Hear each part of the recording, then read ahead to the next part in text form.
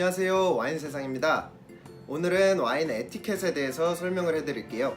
와인을 서빙할 때 그리고 와인을 받을 때 예절에 대해서 크게 두 가지로 나누어서 설명을 해드릴게요. 와인을 서빙할 때는 상표가 상대방에게 보이게끔 해서 방울이 튀지 않게 따라줍니다.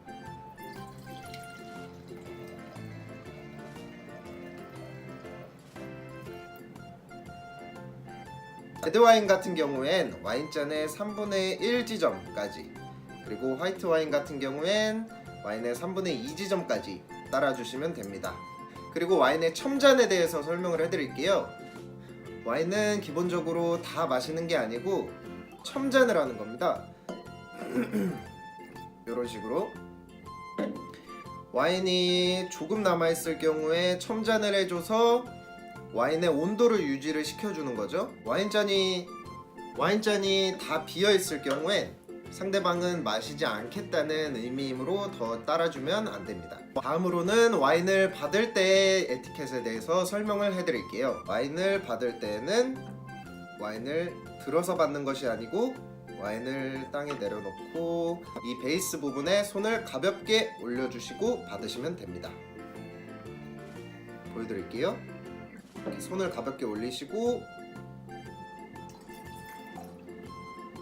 받으시면 돼요.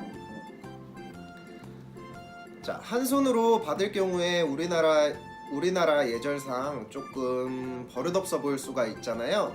그럴 경우엔 한 손으론 베이스를 받치고 한 손으론 스팀을 잡아서 이렇게 받으시면 됩니다. 다음으로는 와인을 잡는 방법에 대해서 설명을 해드릴게요. 먼저 와인을 잡는 방법은 따로 정해진 게 없어요. 이렇게 잡으셔도 되고, 이렇게 잡으셔도 되고, 이렇게 잡으셔도 되고, 이렇게 잡으셔도 돼요. 근데 사람들이 보통 이렇게 스팀 부분을 잡고 많이들 마시죠? 이 스팀 부분을 잡고 마시는 이유는 이 손에 있는 온기가 와인에 닿게 되면 와인의 온도가 올라가잖아요. 그럼 와인의 적정 온도를 높여서 와인의 맛이 변할 수가 있기 때문이에요. 그래서 와인을 조금이라도 더 맛있게 드시고 싶으시면 이렇게 스팀을 잡고 드시면 됩니다. 다음으로는 건배하는 방법에 대해서 설명을 해드릴게요. 저희 가게에서도 건배하는 방법을 잘 모르시는 분들이 많아요. 보시면 건배를 이렇게 들어오시는 분들이 많아요.